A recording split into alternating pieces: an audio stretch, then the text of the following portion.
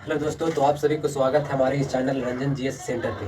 तो हम लोग कल देखे थे रासायनिक अभिक्रिया एवं समीकरण में कि जो रासायनिक अभिक्रिया की जो विशेषता था उसको एग्जाम्पल नहीं देखे थे। तो आज हम लोग एग्जाम्पल के साथ देखेंगे, कंसेप्ट समझेंगे कि कैसे होता था। गैस की उत्पत्ति हो रहा था, शेप का बन जा रहा था, रंग में परिवर्तन हो जा रहा था और ताप में परिवर्तन और अवस्था में परिवर्तन हो रहा था।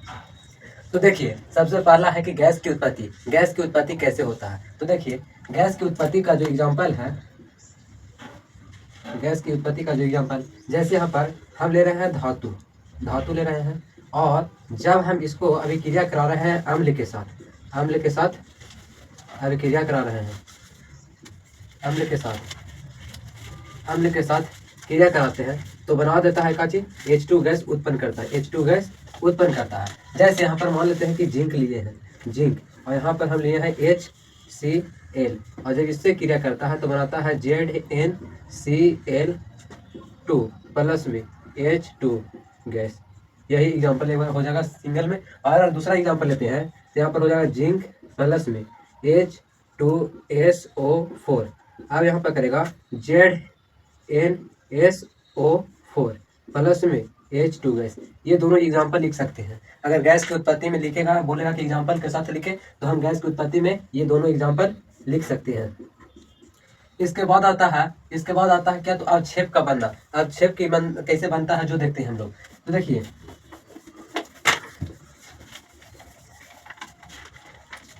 अवक्षेप का बनना, अवक्षेप का अवक्षेप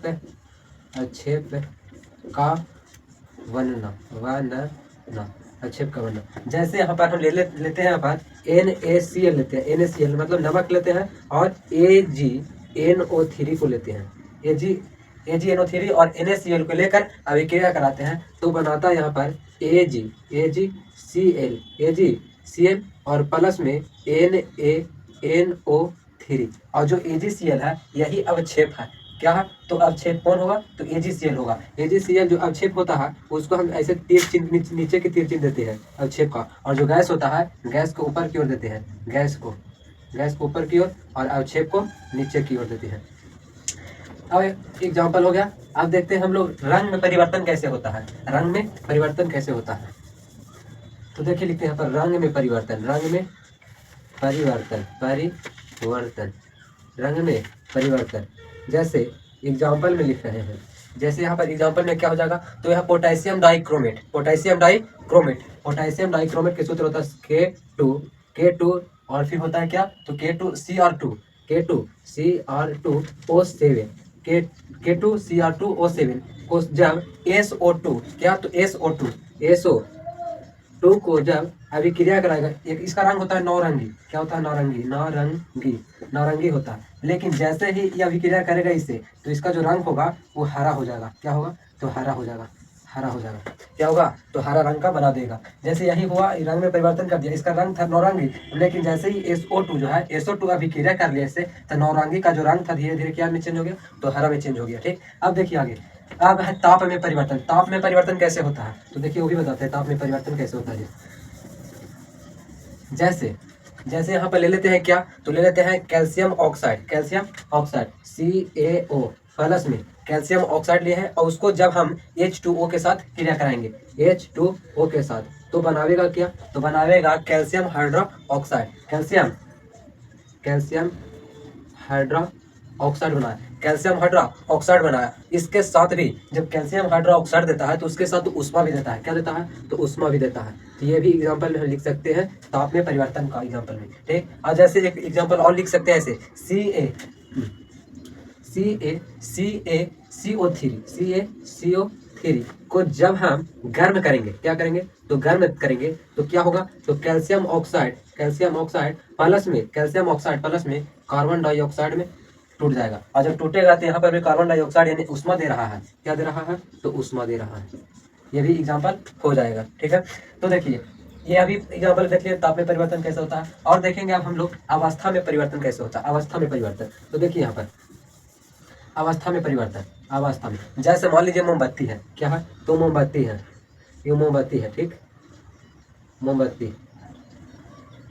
है। अभी जब जल रहा है ये क्या है, तो जल रहा है। तो जलते जलते क्या होगा, जो मोमबत्ती है नहीं, मोमबत्ती धीरे धीरे धीरे धीरे पिघलते पिघलते एक जगह जमा हो जाएगा, एक जगह जमा हो जाएगा। तो देखिए सबसे पहले तो देखिए कि इसका जो पूरा संरचना है वो एक लंबा है, ठोस रूप में है, लेकिन ये क्या हुआ, धीरे धीरे जलते जलते ये पिघल कर छोटा रूप में आ गया, और जो भी ये गैस, जो भी इसमें जो पदार्थ था वो गैस के माध्यम से बाहर निकल गया, ठीक है, बाहर निकल गया। तो इसका अवस्था में क्या हुआ, तो परिवर्तन हो गया, कारण कि ठोस रूप में था, लेकिन देखिए अब कितने छोटा रूप में आ गया। तो ये भी था कि अवस्था में इसका परिवर्तन हो गया। अब देखिए, अब हम लोग देखेंगे रासायनिक समीकरण की सीमाएं देखेंगे, रासायनिक अभिक्रिया की सीमाएं देखेंगे, रासायनिक अभिक्रिया की सीमाएं देखेंगे।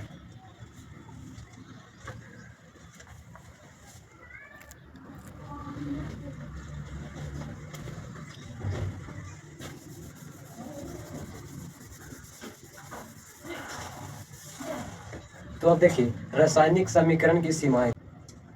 पहला क्या है कि अभिक्रिया में भाग लेने वाले पदार्थों की पदार्थों पदार्थों पदार्थों की पदार्थों के भौतिक अवस्था, पदार्थों के भौतिक भौतिक भौतिक अवस्था अवस्था की जानकारी नहीं दे पाती है, नहीं दे पाती है, दे पाती है, ठीक है, पहला ही हो गया। और दूसरा में लिखेंगे, दूसरा में क्या लिखेंगे, तो दूसरा में हम लोग लिखेंगे कि अभिक्रिया में ऊष्मा का शोषण हो रहा है कि ऊष्मा का उत्सर्जन हो रहा है, इसकी भी जानकारी नहीं दे पाती है। तो दूसरा में लिखेंगे कि अभिक्रिया के दौरान अभिक्रिया के दौरान के दौरान अभिक्रिया के दौरान ऊष्मा का ऊष्मा का ऊष्मा का उत्सर्जन उत्सर्जन उत्सर्जन रहा है हो रहा है या ऊष्मा का ऊष्मा का ऊष्मा का शोषण शोषण इसकी जानकारी इसकी जानकारी कारी नहीं दे पाती है, नहीं दे पाती है, नहीं दे पाती है। और तीसरा में भी लिखेंगे कि अभिक्रिया किस वेग के साथ हो रही है, उसका जो स्पीड है वो क्या है, इसकी भी जानकारी नहीं दे पाती है। तो लिखेंगे कि अभिक्रिया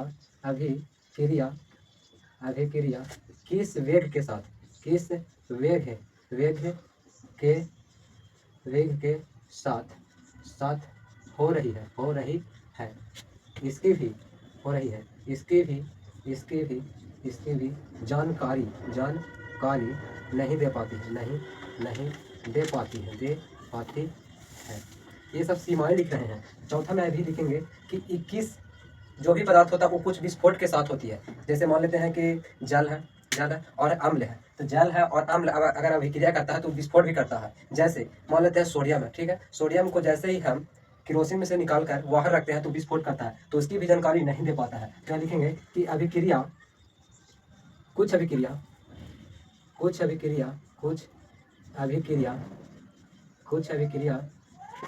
अभिक्रिया में विस्फोट के साथ होती है, विस्फोट के साथ होती है, होती है, इसकी भी जानकारी नहीं दे पाती है, नहीं दे पाती है। और भी हो सकता है। पांचवा में लिखेंगे कि अभिक्रिया के दौरान कितनी मात्रा खर्च हो रही है, उसकी भी जानकारी नहीं दे पाती है। तो भी लिखेंगे कि अभिक्रिया में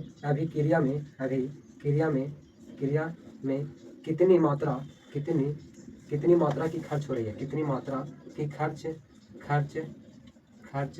हो रही है, इसकी भी जानकारी नहीं दे पाती है, नहीं दे पाती है। अब देखिए ऐसे 5 को लिख दिए हैं, ठीक। अगर एग्जाम में पूछेगा तो 5 को भी बहुत ज़्यादा है, 5 को लिख देंगे आराम से हो जाएगा। अभी ऐसे भी लिख सकते हैं और कुछ लिख सकते हैं इसमें कि किन दशाओं के कारण यह संभव हो रही है। जैसे मान लेते हैं कि इसमें ऊष्मा दे रही है कि नहीं, मतलब जैसे मान लेते हैं कि यहाँ पर कि कैल्शियम ऑक्साइड को तोड़ना था, CaCO3 को तोड़ना था, तो यहाँ पर ऊष्मा देंगे तब ना टूटेगा, ही ऐसे नहीं टूटेगा। तो लिख भी सकते हैं ऐसे 6 नंबर में लिख सकते हैं कि अभिक्रिया अभिक्रिया अभिक्रिया किन दशाओं के कारण संभव हो रही है, किन किन दशाओं के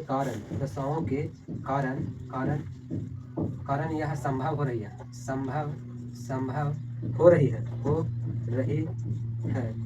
रही है इसकी जानकारी भी नहीं देती, इसकी जानकारी भी नहीं देती अब देखिए इतना बहुत ज़्यादा हो गया, 6 को लिख दिया, आराम से मिल जाएगा, 5 नंबर मिल जाएगा। अगर दीर्घ में भी आ गया तो इतना लिख देंगे तो 5 नंबर आराम से मिल जाएगा। अब देखिए अगला है कि समीकरण को अधिक उपयोगी कैसे बनाएंगे। तो अधिक उपयोगी कैसे बनाएंगे, तो सबसे पहले इसके भौतिक अवस्था की जानकारी प्राप्त कर, इसके ही उल्टा कर देंगे हम। जैसे यहाँ पर हो रहा था कि परिवर्तन की जानकारी नहीं दे पाता है, तो हम कहेंगे कि जानकारी प्राप्त कर हम अधिक उपयोगी बना सकते हैं। फिर बोलेंगे कि अभिक्रिया में उष्मा का शोषण हो रहा है कि उष्मा का उत्सर्जन हो रहा है, उसकी जानकारी प्राप्त कर हम करेंगे। अभिक्रिया किस वेग के साथ हो रही है, उसकी जानकारी प्राप्त कर करेंगे। और फिर लिखेंगे विस्फोट के साथ हो रहा है तो उसकी भी जानकारी प्राप्त कर करेंगे। कितनी मात्रा खर्च हो रही है सबकी जानकारी प्राप्त कर लेंगे तो उसको अधिक उपयोगी बना सकते हैं। ठीक, और जैसे किन दशाओं के कारण यह संभव हो रही है, मालूम करेंगे ना कि कौन दशाओं के कारण यह संभव हो रही है, उसकी जानकारी आराम से प्राप्त कर हम अधिक उपयोगी बना सकते हैं। और यहाँ पर भी हो जाएगा जैसे अवक्षेप मान लेते हैं क्या, तो अवक्षेप मिटा देते हैं यहाँ पे।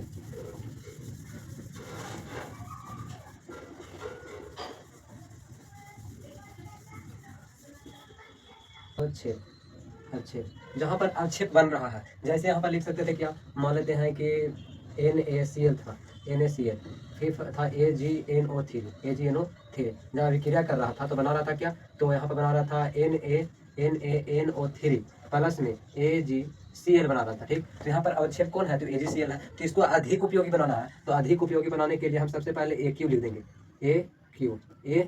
ठीक, ऐसे लिखेंगे। अवक्षेप का निर्देश मतलब चिन्ह जो है ये वाला है ना AQ, वो दर्शा रहा है कि कौन है, तो अवक्षेप है। और यहाँ पर ऐसे भी लिख सकते हैं, तीर नीचे की ओर दे देंगे तो आराम से अवक्षेप का तीर बता देगा। दोनों में से कोई लिख सकते हैं। जैसे एक आध को मान लेते हैं वो गैस लिखना, मान लेते हैं कि यहाँ पर ZN है प्लस में HCl है। ठीक, तो यहाँ पर बना दिया क्या, तो ZnCl2 बनाया प्लस में H2 गैस बनाया, तो इसको हम यहाँ पर G भी लिख सकते हैं गैस, और इसको ऊपर चिन्ह दे सकते हैं। ये क्या हो गया, तो गैस हो गया। अब जैसे यहाँ पर उत्क्रमणीयता